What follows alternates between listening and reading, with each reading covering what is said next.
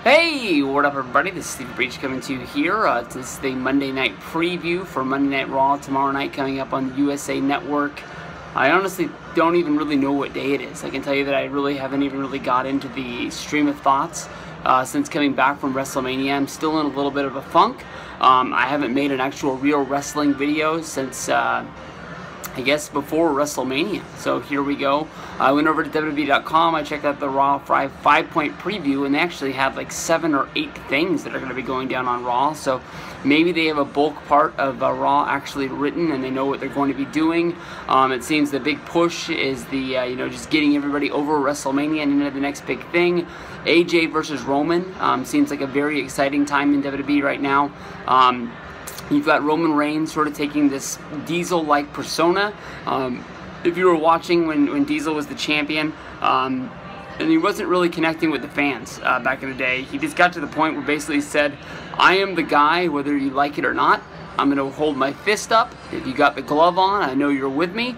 And basically those are the guys that he would go over and he would give a high five to, and everybody else was just basically, fuck you. You know, if you think that you're better than me, come beat me. But until then, I'm the champion and you're going to have to deal with it. And that seems to be what Roman Reigns is doing right now, whether that's good or bad. His first opponent is AJ Styles. AJ Styles getting moved up to the main event is an awesome deal. People were down about him losing his first WrestleMania match to Chris Jericho. It is what it is. I think that AJ is going to be in WWF long enough to get another WrestleMania match, and who knows. I bet you money right now that he wins at 33, and I bet you that he wins at SummerSlam, and Chris Jericho got the win at 32, but at the end of the day, I don't think it's really going to mean a lot. I think the people are down right now, but with him being the main event guy going into the next pay-per-view, you can definitely tell that AJ Styles is a great place in WWE. From there we go to the Vince versus Shane deal. Shane looks like he's going to be running Monday Night Raw yet once again. Couldn't really tell from Monday Night Raw last week if Vince just gave Shane control of Raw for 1 week or if he gave him the control of Raw for the foreseeable future. We don't really know, but Shane has been tweeting things about being excited for Monday Night Raw, so I'm guessing he's going to be there. I'm guessing he's going to be in charge. I don't know if it's going to be tied into the whole Dr. Phil deal, where they're bringing Dr. Phil in to try and bring a relationship between Vince and Shane.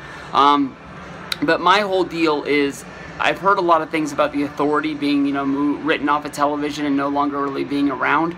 Hunter should be mad that he lost his championship. He should be looking for some sort of revenge. He should be, especially Stephanie, butting up to Vince and being like, why are you putting this guy in charge? We've done nothing wrong. Look at what we've done in our reign for the last while. I know that people have said they've been bored for the last while, but Triple H and Stephanie really have done nothing to the point of bring us the best entertaining champions, the best entertaining matches. Triple H becoming champion, winning the Royal Rumble, main eventing WrestleMania. For them just to be sort of pushed to the background, I think it might be sort of a way to freshen them up. But storyline-wise, as fans of the Authority, I don't really understand what's going on with them right now. So maybe that'll get brought up in the whole Dr. Phil situation. Maybe Stephanie, Triple H, Shane, and Vince will all be involved in that, and we'll see what goes down. But honestly, when it comes down to it, a lot like when Jerry Springer was on with the Bellas, this is not going to be good television. From there we go to the Dudley Boys versus Team Soft.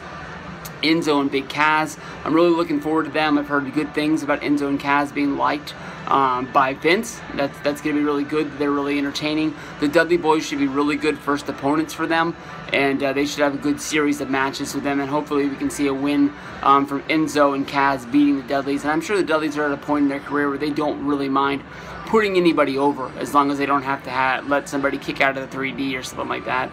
On the preview was something about Goldust and R-Truth, with Goldust getting ready for his moment. I don't really know what this is. They built this up. They finally had Goldust and R-Truth have a tag match, and they just blatantly lost the tag match. They just got beaten. So I don't really know what they're building up to as of right now, but it's still a mystery in the back of our minds. From there we go to the Wyatts against the League of Nations. I know when they did the League of Nations against the New Day, the League of Nations were sort of used in order to make the New Day baby faces. Now the Wyatts coming in attacking League of Nations. I don't know what this means, if they're trying to turn Sheamus, Del Rio, and Rusev into baby faces, or if this is just a Shield versus the Wyatts matchup from a few years ago, where they just see like, hey, we got this team of 3 guys and we got this team of 3 guys. Let's put them up against each other and let's see what happens. But I don't know what to think of this, but I guess it's supposed to be some sort of a three-way, no disqualification, big blow-off, sort of battle royal sort of match at the pay-per-view, so that's what it is. And then we go to the women's division, which being led by, that sounds pretty good, the women's division, I like the sound of that.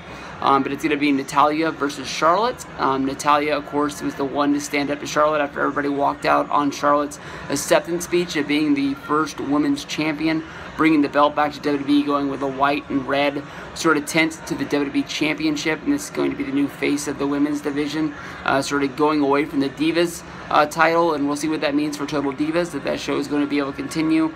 They pumped a lot of fresh blood into there, bringing in Maurice, bringing in Lana. Alicia Fox is going to be going away from the show, so we'll see what this means. I know the ratings are down, but E is strong on the show, so we'll see.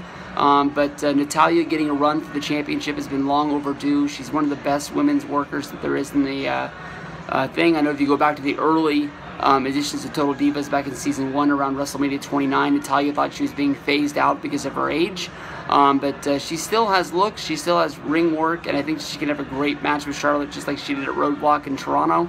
And this should be really good. I guess Sasha Banks is going to be moved to the background, sort of having singles matches, keeps getting wins, maybe being brought back into the fold around Money in the Bank or SummerSlam to build up to a big match with Charlotte there. Hopefully we'll get the one-on-one match we were looking forward to at WrestleMania. But that looks like everything that's going to be leading in. AJ is the #1 contender, is going to be fun against Roman. Shane versus Vince is going to be a highlight. And everything else from there has high points, but doesn't really look like it's going to be leading towards a really great Monday Night Raw. So we'll have to see. Tomorrow night coming to you live from Los Angeles. It seems like they're in LA for the second time, and it seems like they were just there, honestly. I know it wasn't the go-home show because they were in New Jersey, but they were the go-home show, maybe to the Royal Rumble, maybe to something, but it seems like they had a big Raw there not that long ago. One highlight of this is probably Stone Cold Steve Austin making the trip, maybe getting some podcast interviews with a lot of backstage people that he didn't get at WrestleMania. So we'll see what comes down. Staples Center tomorrow night, Monday Night Raw. See you there.